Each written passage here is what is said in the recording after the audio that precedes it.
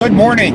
It is Friday, April 5th, 2013. This is the East Coast Conservative Video Comment. My name is Hatton Humphrey, and I thank you for watching.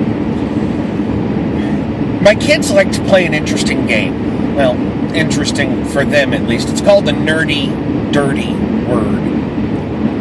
And at this moment, the word has been defined as what. So anytime you say what, they go, "Oh, you said the nerdy, dirty word." Well, in the continuing vein of my concept that many politicians never grew up, or at least never matured, I've been watching the news, and one vein that you can pull from, in all honesty, both sides of the aisle, especially in the media, is the concept of the nerdy, dirty word. Only there's not one. We refer to them with a much more mature phrase, and that's hot button issues. The nerdy, dirty words: abortion, spending cuts, tax increases, gun control. Anytime you watch the news, just put yourself in that little immature mindset, because if you hear a politician speak, you're gonna be going, "Ah, you said the nerdy, dirty word," to the screen. I know it sounds immature, but it's something that I want to point out for a very mature reason, and that is, for some reason, rather than truly running, with what the Constitution, I said a nerdy, dirty word, actually intends, our political discourse has broken down to this really tough game of nerdy, dirty word. Think about it. If you're having a conversation with someone and they start bringing up points that you can't refute, regardless of whether it's historical or projected, what does your brain instantly do?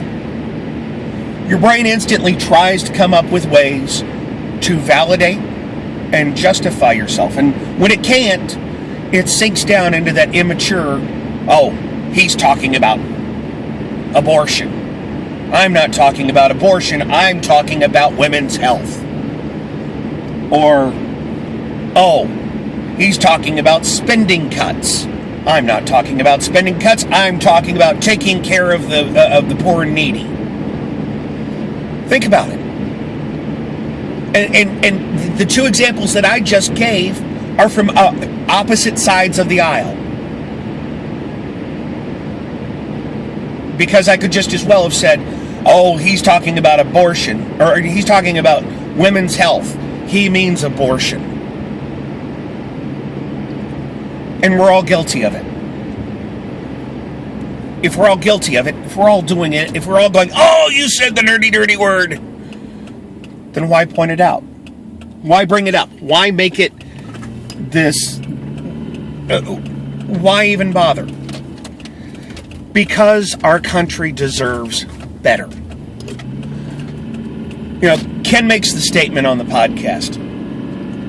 The days are gone when people would sit on their front porches and talk about what's going on and talk about the best way to solve the situations. I'll be honest.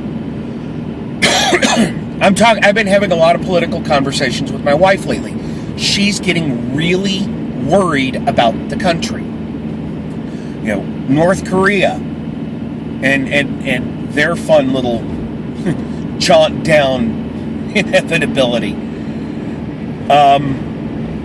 Insurance. We got our new insurance rates, and I'll be honest with you, it's not gonna be fun. The economy, all of these things are starting to worry her. But when she turns on the TV, she hears nothing but one side of political pundits looking at the other side of political pundits going, you said the nerdy dirty words. I'll get that out right at one point in time or another. And we need to stop that. We truly do. And the media is not going to stop it unless we stop paying attention to it. The politicians aren't going to stop doing it until we decide, the politicians and the media may think they control the debate. But the way that they control the debate is through polls and what they hear from their constituents.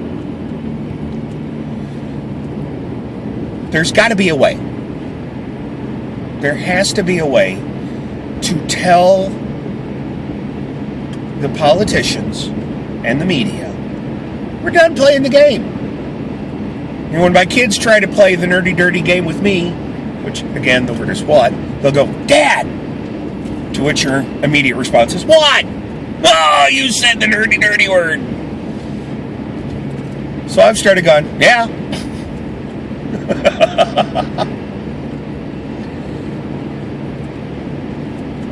So, by doing that, I refuse to play their game. I'm not going to stop talking about things. I'm not going to stop. And I'll probably find myself slipping into, he said abortion, or he said women's rights. When did abortion become a part of women's health? That's one of my questions.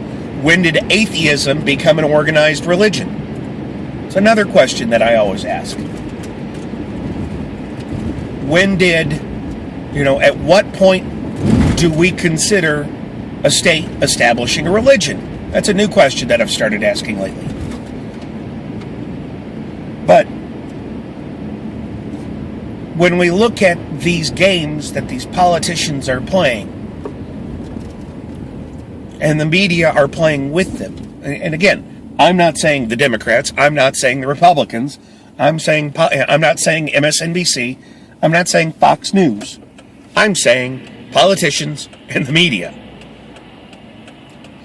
We need to come up with some way, somehow, to actually be engaged in the conversation without going, oh, you said the nerdy dirty word. Because that really does us no good. Because the minute we do, the minute we go, oh, here's another hot button issue,